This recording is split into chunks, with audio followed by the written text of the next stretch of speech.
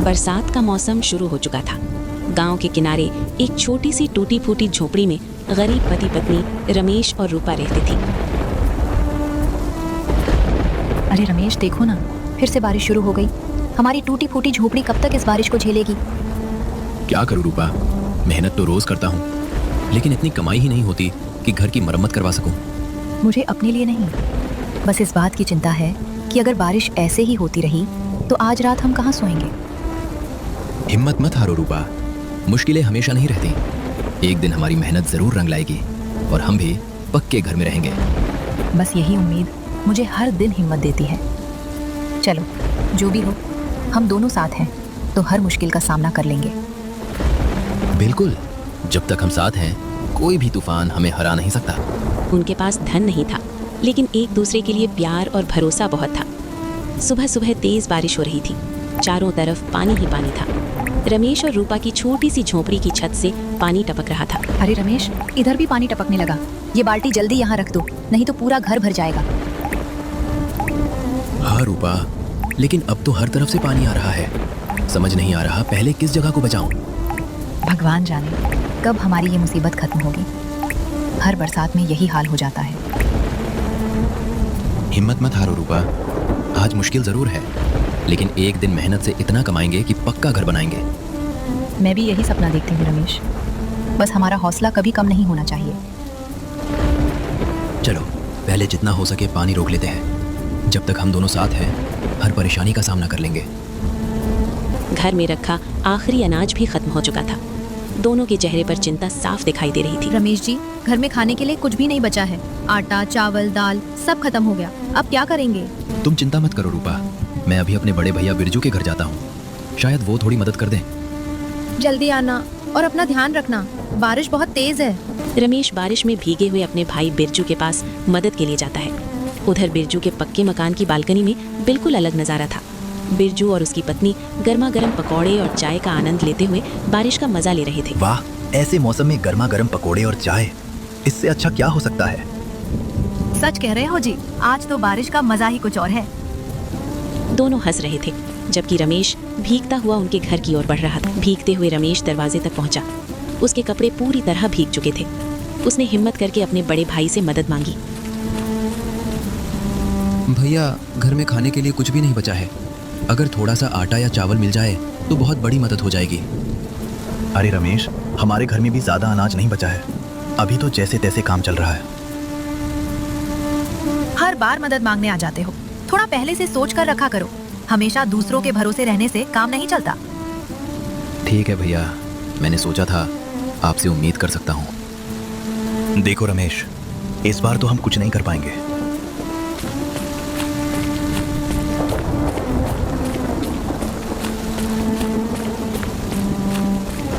भाई के घर से निराश होकर रमेश भारी कदमों से आगे बढ़ता रहा। बारिश अब भी लगातार हो रही थी। उसके मन में बस एक ही चिंता थी, रूपा भूखी होगी।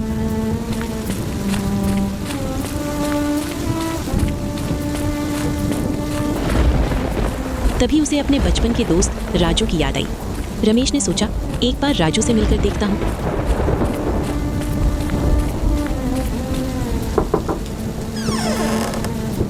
राजू भाई, घर में खाने के लिए कुछ भी नहीं बचा है। अगर थोड़ा सा आटा, चावल या दाल मिल जाए तो बहुत बड़ी मदद हो जाएगी। अरे रमेश, तुम तो पूरी तरह भीग गए हो। पहले अंदर चलो, थोड़ा आराम कर लो। इतनी बारिश में बाहर क्यों खड़े हो? नहीं भाई, पहले मेरी बात सुन लो। घर पर रूपा भूखी है। तुम चिंता मत करो, दोस्त किस दिन काम आएगा। जितनी जरूरत है उतना अनाज अभी ले जाओ। मैं अभी आटा, चावल, दाल और थोड़ा तेल भी निकाल देती हूँ। ऐसे समय में एक दूसरे का साथ देना ही सबसे बड़ा धर्म है। राजू भाई, मैं तुम्हारा यह एहसान कभी नहीं भूलूंगा। दोस्ती में एहसान नहीं होता रमेश। आज मैं तुम्हारे काम आया हूँ, कल मुझे तुम्हारी जरूरत पड़ सकती है।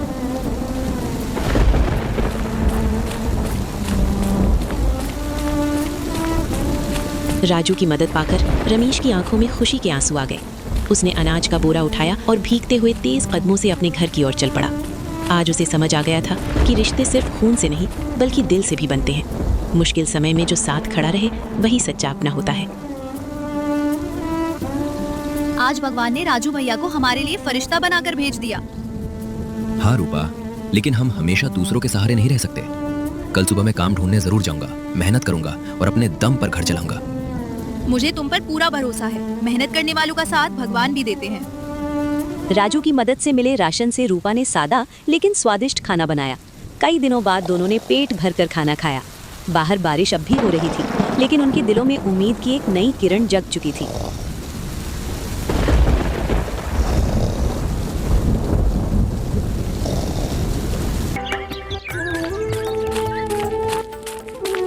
अगली सुबह बारिश कुछ कम हुई। रमेश उम्मीद लेकर गांव में काम की तलाश में निकल पड़ा।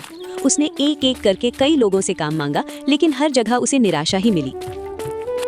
राम राम मालिक, अगर आपकी दुकान पर कोई काम हो तो मुझे रख लीजिए। मैं पूरी मेहनत और ईमानदारी से काम करूंगा। अभी हमारे यहाँ किसी आदमी की जरूरत नहीं है, तुम कहीं और कोशिश करो।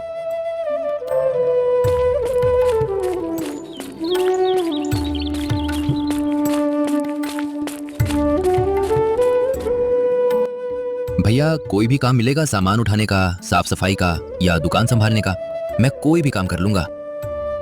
ना रे, हमारे पास पहले से आदमी है, अभी कोई काम खाली नहीं है। न जाने कहां से आ जाते हैं सुबह सुबह। हर जगह से ठुकराए जाने के बाद भी रमेश ने हिम्मत नहीं हारी। वो आगे बढ़ता रहा। आखिरकार रमेश गांव के सबसे अमीर जमींदार ठाकुर रणबीर सिंह की हवेली पहुंचा। ठाकुर साहब, मुझे काम चाहिए। मैं कोई भी मेहनत का काम कर लूंगा। काम चाहिए? काम करना आता भी है या सिर्फ मांगना जानते हो? गांव वाले तेरे बारे में तरह तरह की बातें करते हैं। साहब, मैं पूरी ईमानदारी और मेहनत से काम करूंगा, बस एक मौका दे दीजिए। ठीक है, हमारे मिल में बहुत काम पड़ा है, लेकिन सुन लो, जरा सी भी लापरवाही हुई तो उसी समय काम से निकाल दूंगा और पैसा भी नहीं दूंगा। जी ठाकुर साहब, मैं पूरी मेहनत करूंगा और शिकायत का एक मौका भी नहीं छोड़ूंगा। ठीक है, तुम आज काम देख लो और कल से ही काम पर आना शुरू कर दो। ठाकुर अपने गुस्सैल स्वभाव और सख्त व्यवहार के लिए पूरे इलाके में मशहूर था। लोग उससे डरते थे। रमेश को काम तो मिल गया, लेकिन उसे नहीं पता था कि असली परीक्षा अब शुरू होने वाली है। ठाकुर रणबीर सिंह बहुत कठोर और गुस्सैल इंसान था और उसके यहाँ काम करना बिल्कुल भी आसान नहीं था। अरे ओ भाई, ऐसे इधर उधर क्या देख रहे हो? यहाँ घूमने आए हो क्या? नहीं भाई, मैं काम की तलाश में आया हूँ। तुम काम करोगे? अपनी हालत देखिए। यहाँ का काम इतना आसान नहीं है। सही कह रहा है, यहाँ दिन भर मेहनत करनी पड़ती है। देखने में लग रहा है तुम 2 घंटे में थक कर भाग जाओगे। भाई, गरीब हूँ, लेकिन मेहनत से कभी पीछे नहीं हटता। बस एक मौका चाहिए। मौका चाहिए, लेकिन याद रखना, ठाकुर रणवीर सिंह बड़े खड़ूस आदमी हैं। गलती करने वाले को 1 मिनट भी नहीं सहते। और अगर काम ठीक से नहीं किया तो जितनी जल्दी अंदर आए हो उससे भी जल्दी बाहर निकाल दिए जाओगे। मुझे किसी की डांट से डर नहीं लगता। मेरे घर की मजबूरी मुझे हर मुश्किल से लड़ने की ताकत देती है। मैं मेहनत करने आया हूँ और पूरी ईमानदारी से काम करूंगा। मजदूरों के ताने सुनकर रमेश को बुरा तो लगा, लेकिन उसने कोई जवाब नहीं दिया, क्योंकि वो जानता था कि उसे लोगों की बातों से नहीं, अपनी मेहनत से खुद को साबित करना है। दिन भर काम की तलाश में भटकने के बाद शाम को रमेश थका हारा अपने घर पहुंचा। उसके चेहरे पर थकान थी, लेकिन आज उसकी आंखों में थोड़ी सी उम्मीद भी दिखाई दे रही थी।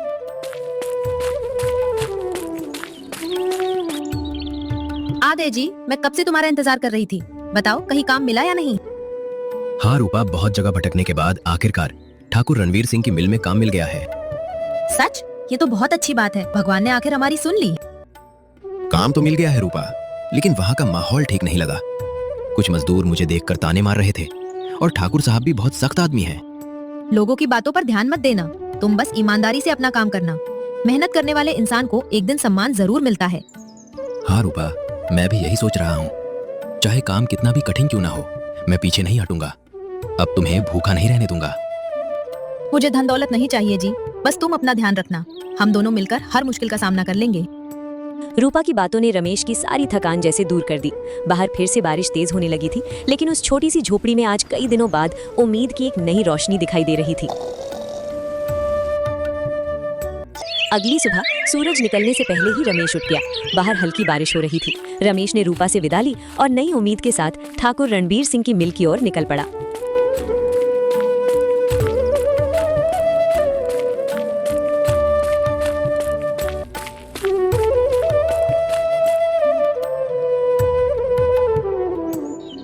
अरे देखो, नया मजदूर आ गया।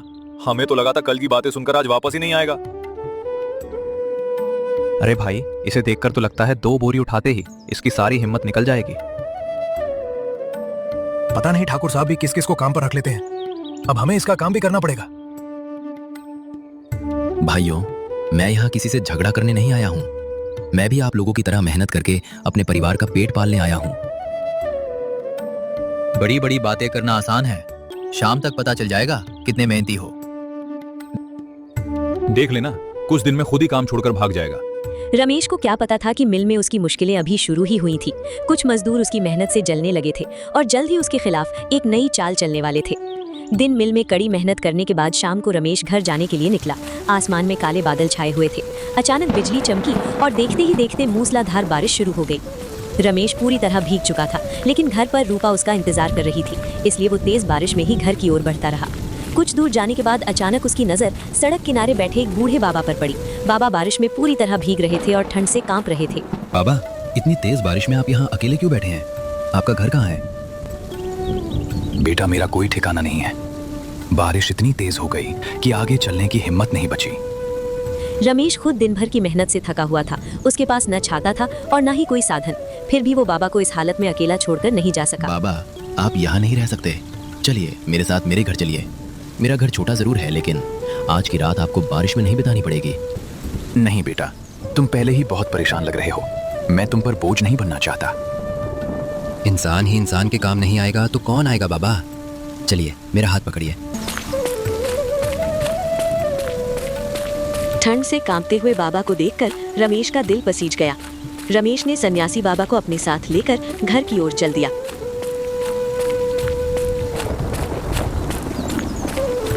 जहां रूपा पहले से ही उसके लौटने का इंतजार कर रही थी। क्या जी, इस बारिश में बाबा से आपका भेंट कैसे हो गया? ये बाबा कौन है? रास्ते में बारिश में अकेले मिले थे। ऐसी हालत में मैं इन्हें वहां छोड़कर कैसे आ जाता? आपने बिल्कुल सही किया। बाबा, आप अंदर आइए। पहले अपने कपड़े सुखाइए और थोड़ा आराम कीजिए। तुम दोनों के पास धन भले ही कम हो, लेकिन तुम्हारा दिल बहुत बड़ा है। रूपा ने बिना एक पल सोचे बाबा का आदर पूर्वक स्वागत किया। उसने उन्हें सूखे कपड़े दिए, चूल्हे पर गर्म भोजन बनाया और बड़े प्रेम से खाना परोसा। गरीब होने के बावजूद रमेश और रूपा ने अपने हिस्से का भोजन भी बाबा के साथ बांट लिया। उनके चेहरे पर संतोष था, क्योंकि उनके लिए अतिथि की सेवा ही सबसे बड़ा धर्म था।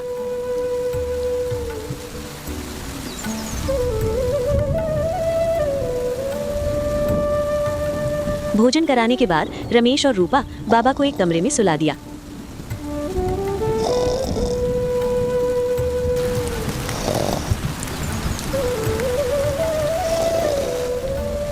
इसके बाद रमेश और रूपा भी दिन भर की थकान के कारण गहरी नींद में सो गए।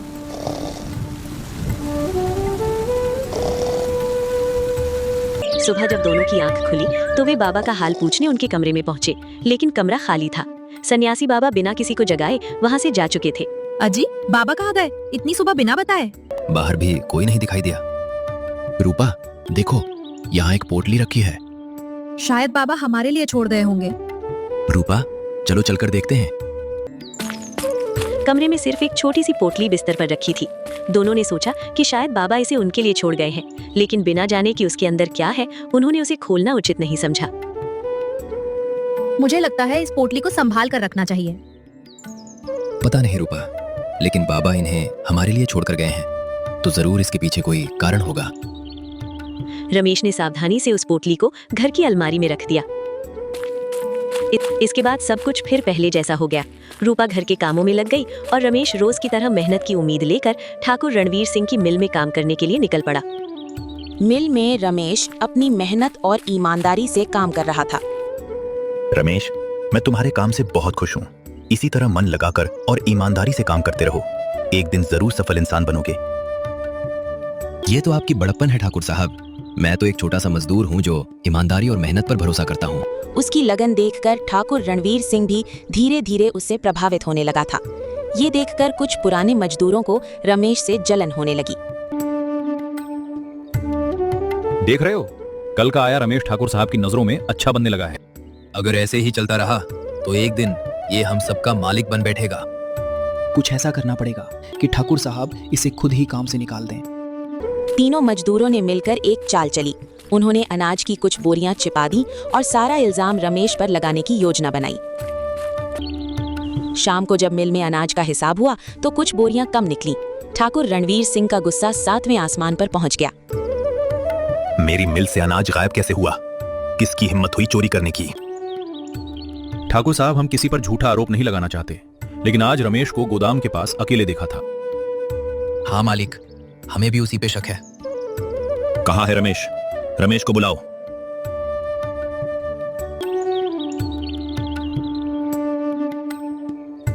क्या है ठाकुर साहब? रमेश, सच सच बता, अनाज कहाँ छिपाया है? ठाकुर साहब, मैंने कुछ नहीं चुराया।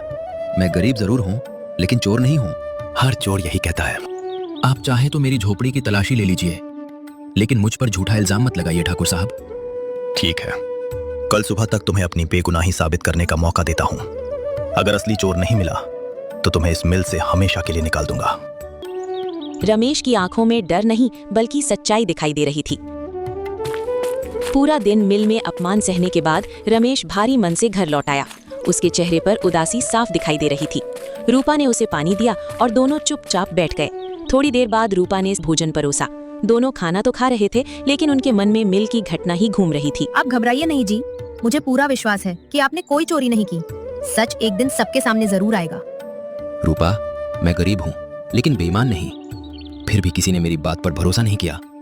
अगर कल तक मैं अपनी बेगुनाही साबित नहीं कर पाया तो नौकरी भी चली जाएगी। हिम्मत मत हारिए जी, भगवान देर करते हैं लेकिन अन्याय कभी नहीं होने देते। बस यही उम्मीद है कि भगवान हमारी मदद करे। भोजन करने के बाद दोनों ने भगवान का नाम लिया और सोने चले गए। बाहर हल्की हल्की बारिश हो रही थी। चारों ओर गहरा सन्नाटा छाया हुआ था। आधी रात के समय अचानक अलमारी के अंदर से एक धीमी सी चमक दिखाई देने लगी। उसी के साथ एक रहस्यमयी आवाज पूरे कमरे में गूंज उठी। रमेश, रूपा। आवाज सुनते ही दोनों घबराकर उठ बैठे। अजी, ये आवाज कहाँ से आ रही है?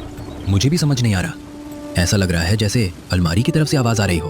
उन्होंने इधर उधर देखा, लेकिन कमरे में कोई दिखाई नहीं दिया। दोनों धीरे धीरे अलमारी के पास पहुंचे। तभी वही पोटली हल्की रोशनी के साथ फिर बोल उठी। डरो मत, मैं वही पोटली हूँ जिसे सन्यासी बाबा तुम्हारे लिए छोड़ कर गए थे। हे भगवान, ये पोटली बोल रही है। आप कौन हैं? मैं बाबा का आशीर्वाद हूँ।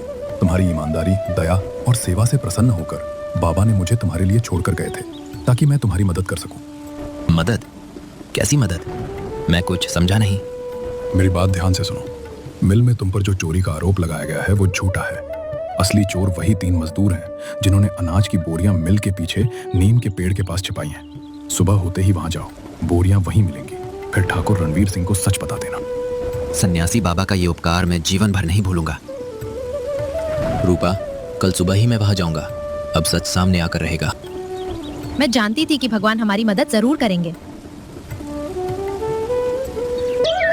लेकिन रमेश और रूपा के दिलों में अब डर नहीं था, बल्कि सच्चाई की जीत का विश्वास था। उन्हें यकीन था कि अगली सुबह उनकी जिंदगी का सबसे बड़ा मोड़ लेकर आने वाली है। जब वो मिल पहुंचा तो तीनों मजदूर उसे देखकर फिर मुस्कुराने लगे। अरे देखो, चोर फिर वापस आ गया। लगता है आज खुद ही नौकरी छोड़ने आया है। अब ठाकुर साहब इसे मिल से बाहर निकाल कर ही मानेंगे। आज फैसला जरूर होगा कि चोर कौन है और ईमानदार कौन है। तभी ठाकुर रणवीर सिंह वहां आ गए। रमेश, क्या तुम अपनी बेगुनाही का सबूत दे पाओगे? जी ठाकुर साहब, अगर आप मेरे साथ मिलके पीछे चलें तो सारा सच सामने आ जाएगा। उनके चेहरे पर गुस्सा साफ दिखाई दे रहा था। ठाकुर रणवीर सिंह, सभी मजदूर और रमेश मिलके पीछे पहुंचे। लगता है हमारा सारा भांडा फूट गया है। इस रमेश के बच्चे को कैसे मालूम कि हमने बोरी कहाँ छुपाई है? वहां एक बड़े नीम जो पेड़ के पीछे झाड़ियों के बीच कुछ बोरियां छिपी हुई थीं। ठाकुर साहब, यही है आपकी गायब हुई बोरियां, और इसका इल्जाम हम पर लगा दिया गया। बोरियां देखते ही ठाकुर रणवीर सिंह हैरान रह गए। उन्होंने तुरंत मजदूरों से पूछा, सच सच बताओ, इन्हें यहाँ किसने छिपाया?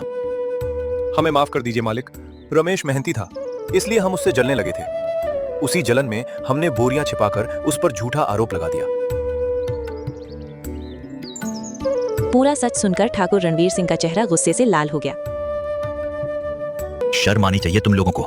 एक ईमानदार इंसान को बदनाम करने की कोशिश की। आज से तुम तीनों इस मिल में काम नहीं करोगे। अभी इसी वक्त यहां से निकल जाओ। तीनों मजदूर सिर झुकाकर वहां से चले गए। मिल में हुई पूरी घटना के बाद ठाकुर रणवीर सिंह को रमेश की ईमानदारी, मेहनत और सच्चाई का पूरा विश्वास हो गया। रमेश, मैंने बिना सच जाने तुम पर शक किया, इसके लिए मुझे माफ कर दो। आज से तुम इस मिल के सबसे भरोसेमंद मजदूर हो। तुम्हारी मेहनत और ईमानदारी का सम्मान किया जाएगा। धन्यवाद ठाकुर साहब, मुझे सिर्फ इतना चाहिए था कि मेरी सच्चाई सबके सामने आ जाए। उन्हें एहसास हुआ कि ऐसा मेहनती और भरोसेमंद इंसान मिलना आसान नहीं है। उसी समय उन्होंने सभी मजदूरों को अपने पास बुलाया। आज से इस मिल में ईमानदारी की कद्र होगी। रमेश ने साबित कर दिया है कि सच्चाई को कोई हरा इतना नहीं कहते सकता। ही ठाकुर रणवीर सिंह ने सबके सामने एक बड़ा फैसला सुनाया। रमेश, आज से तुम इस मिल के मैनेजर हो। तुम्हारी ईमानदारी और मेहनत ने ये सम्मान दिलाया है। क्या मैं मैनेजर? ठाकुर साहब, ये तो मेरे लिए बहुत बड़ा सम्मान है। हाँ रमेश, और ये लो तुम्हारी सच्चाई और मेहनत के लिए मेरी तरफ से 50,000 रुपए का इनाम। ठाकुर रणवीर सिंह ने रमेश के हाथ में 50,000 रुपए का इनाम रखा। मिल में मौजूद सभी मजदूर तालियां बजाने लगे। जो लोग कभी रमेश का मजाक उड़ाते थे, आज वही उसकी तारीफ कर रहे थे। ठाकुर साहब, मैं आपका दिल से धन्यवाद करता हूँ। मैं वादा करता हूँ कि हमेशा पूरी ईमानदारी से इस मिल की जिम्मेदारी निभाऊंगा। मुझे तुम पर पूरा भरोसा है रमेश।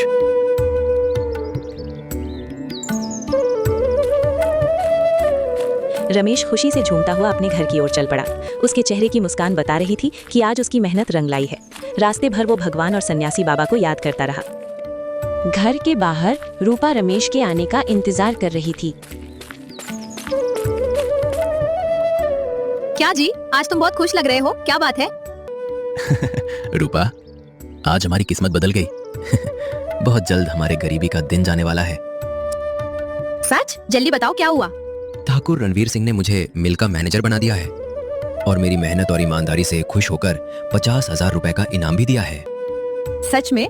ये तो भगवान का आशीर्वाद है। मुझे तुम पर हमेशा से भरोसा था। रूपा, ये सब तुम्हारे विश्वास, राजू की मदद और सन्यासी बाबा के आशीर्वाद से ही संभव हुआ है। ईमानदारी, मेहनत और इंसानियत का रास्ता भले ही कठिन हो, लेकिन अंत में जीत हमेशा उसी की होती है। जो दूसरों की मदद करता है, भगवान उसकी मदद किसी न किसी रूप में जरूर करते हैं। बहुत दिनों बाद एक बार फिर आसमान काले बादलों से ढक गया। तेज हवाएं चलने लगी, बिजली चमकने लगी और देखते ही देखते मूसलाधार बारिश शुरू हो गई। लेकिन इस बार रमेश और रूपा के चेहरे पर डर नहीं बल्कि मुस्कान थी। कभी यही बारिश उनकी टूटी फूटी झोपड़ी को उजाड़ देती थी, लेकिन आज हालात बदल चुके थे। उनकी कच्ची झोपड़ी की जगह अब मजबूत ईंटों का सुंदर पक्का घर खड़ा था। बारिश की बूंदें छत पर गिर रही थीं, लेकिन घर के अंदर एक भी बूंद नहीं टपक रही थी। दोनों की आंखों में उन कठिन दिनों की यादें थीं, जब इसी बारिश में उनके घर में खाने तक का सहारा नहीं था। आज वही बारिश उन्हें एक बात याद दिला रही थी कि अगर इंसान सच्चाई, मेहनत और इंसानियत का साथ कभी न छोड़े, तो एक दिन भगवान उसकी किस्मत जरूर बदल देते हैं।